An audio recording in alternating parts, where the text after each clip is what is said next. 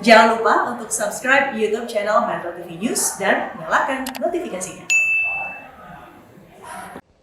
Ribuan relawan Des Ganjar di Jawa Tengah mendeklarasikan dukungan terhadap Ganjar Pranowo sebagai calon presiden dalam Pilpres 2024. Selain warga relawan, juga berasal dari perangkat desa se-Jawa Tengah.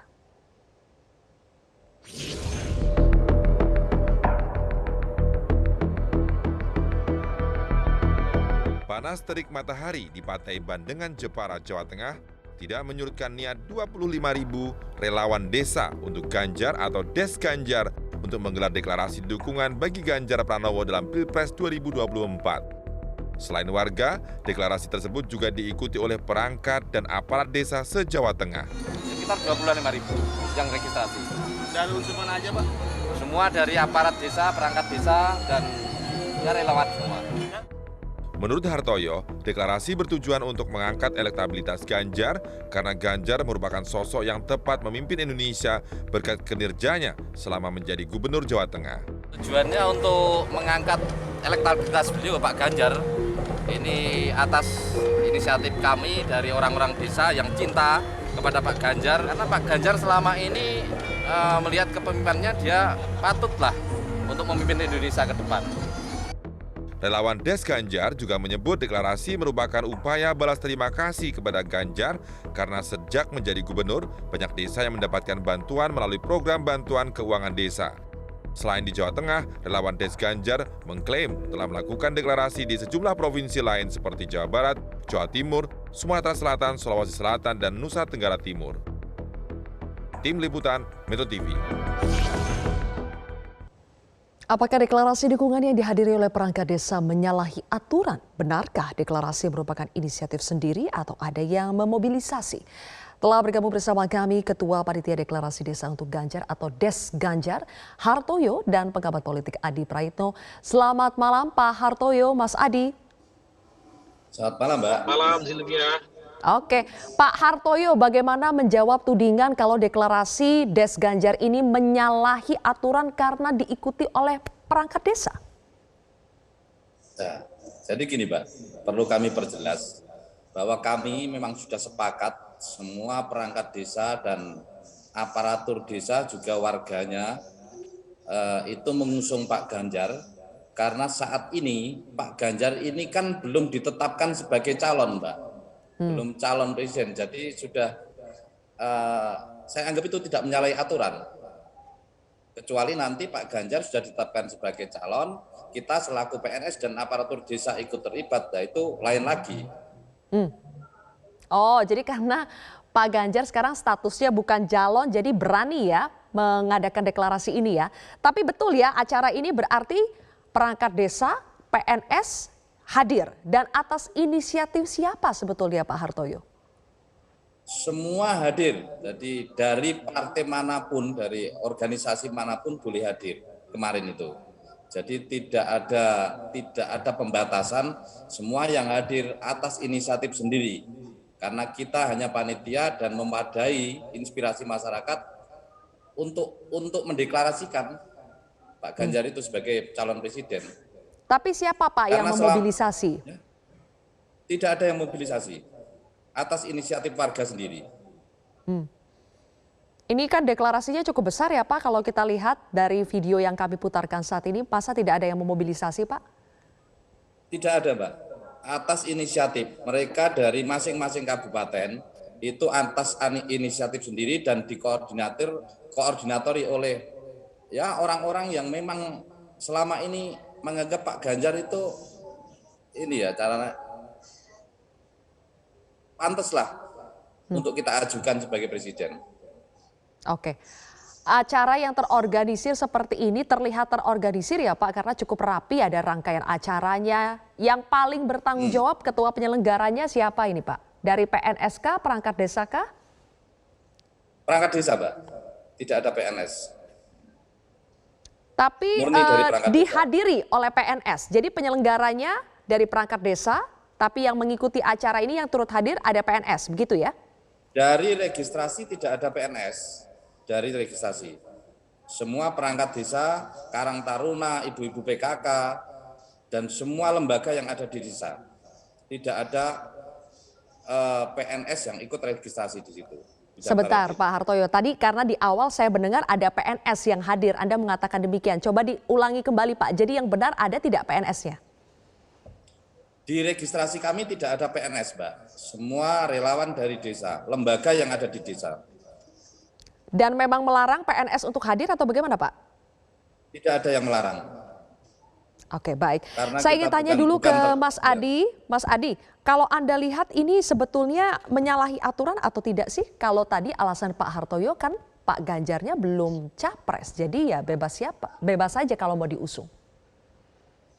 Ya, pada prinsipnya ASN dan PNS itu tidak boleh mengumbar dukungan politiknya ya kepada siapapun yang kemudian punya potensi untuk bertanding. Itu semua kan sebenarnya diupayakan untuk menjaga netralitas sebagai aparatus sipil negara dan sebagai pengabdi kepada negara, Silvia. Cuman kalau dari pengakuan Pak Hartoyo itu nggak ada PNS di situ, tidak ada ASN. Yang itu artinya adalah warga negara biasa yang saya kira sah secara politik. Kecuali di situ ada perangkat-perangkat ASN dan PNS, ya itu jelas melanggar undang-undang ya. Cuman kan problemnya kita tahu selama ini banyak orang yang terbukti, terindikasi melanggar ASN itu tidak ditindak apapun, tidak pernah disanksi, tidak pernah ditegur, ataupun diberikan hukuman-hukuman yang setimpal sehingga mereka itu tidak cawe-cawe dalam urusan politik. Nah, kalau membaca lautan massa dari dukungan Pak Ganjar itu kan pesannya dua.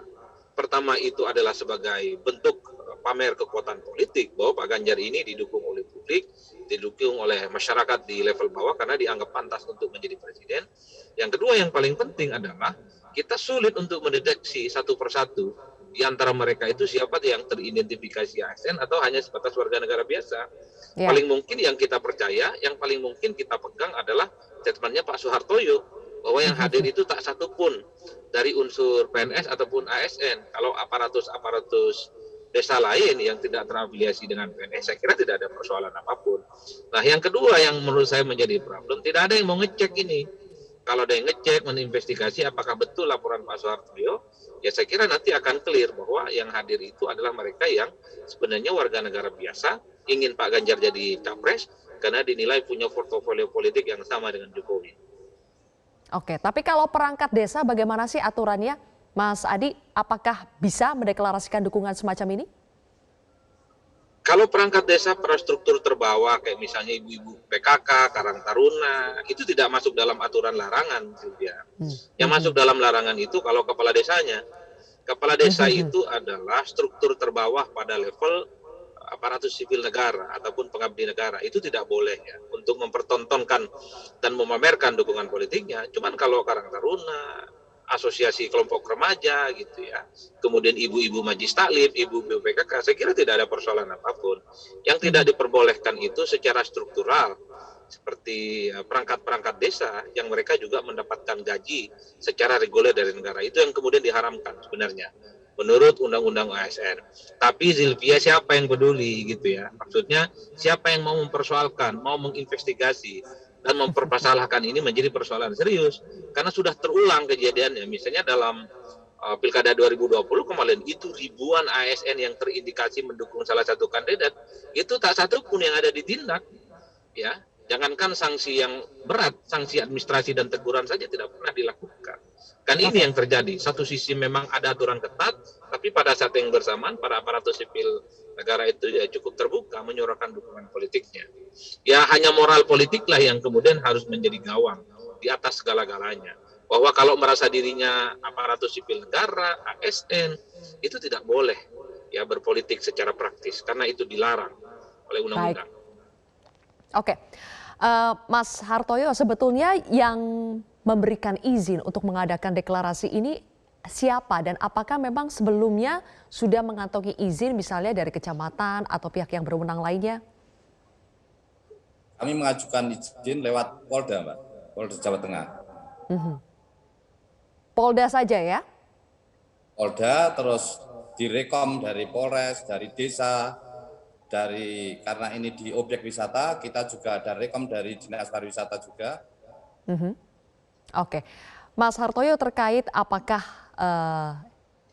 event deklarasi ini melanggar aturan atau tidak kan menjadi pembahasan saat ini karena jangan sampai memberikan dukungan tapi juga menyalahi aturan karena ini akan backfire ke calon yang diusung. Bagaimana tanggapan dari relawan Ganjar ini?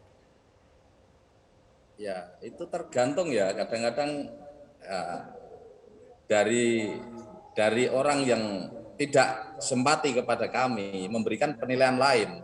Tapi menurut kami tidak ada yang kami langgar terkait penyelenggaraan deklarasi ini. Tidak ada yang dilanggar. Oke, motivasi sebenarnya dari deklarasi ini apa kan masih lama ya, Mas Hartoyo? Tapi kenapa melaksanakan deklarasi perlu melakukan deklarasi untuk mendukung Ganjar saat ini juga? Karena gini, jadi kami melihat kinerja Pak Ganjar selama ini kan patut kita contoh. Selama menjadi gubernur 2 periode ini, beliau itu sangat loyal kepada masyarakat Jawa Tengah utamanya dan perhatian kepada desa-desa di Jawa Tengah. Jadi tidak salah menurut kami jika karena kami sayang kepada beliau, kami cinta kepada beliau, akhirnya beliau adalah kader terbaik dari bangsa ini yang pantas dan layak untuk memimpin negara ini, Mbak, nanti di 2024 sampai 2029. Baik, Mas Adi, sebetulnya deklarasi yang dilakukan oleh perangkat desa ini, jika memang nanti kalau dipersoalkan apakah melanggar aturan atau tidak, apakah ini justru akan berdampak negatif bagi calon yang hendak diusung, Pak Ganjar? Ya, secara citra politik itu tidak bagus ya, karena ada dugaan-dugaan mobilisasi struktural aparatus sipil negara yang jelas-jelas itu bertentangan dengan undang-undang. Pastinya ada kesan, ini pasti menggunakan segala cara untuk mendapatkan dukungan publik. Di tengah Pak Ganjar yang saat ini mendapatkan respon positif dari publik, tentu para relawannya ini harus steril. Memastikan bahwa upaya-upaya yang mereka lakukan itu ya tidak bertentangan dengan undang-undang. Karena Pak Ganjar selama ini kan dipersepsikan sebagai orang yang cukup taat dan patuh kepada semua peraturan. Jadi jangan hanya karena urusan dukung-mendukung, justru citra Pak Ganjar itu menurun. Kan itu yang mesti dijaga secara umum ya. Artinya apa? Backfire yang disebut oleh Zilvia itu sebenarnya menjadi penting. Karena saat ini begitu banyak orang yang terutama anti terhadap Ganjar sedang mencari celah. Bagaimana Pak Ganjar ini dikritik dan diserang. Jangan sampai ada kesan menggunakan segala cara. Jangan sampai ada kesan menggerakkan aparatus sipil negara yang jelas-jelas itu dilarang dalam undang-undang. Kan itu yang sebenarnya berbahaya. Tentu secara citra politik. Makanya deklarasi ini ya harus steril.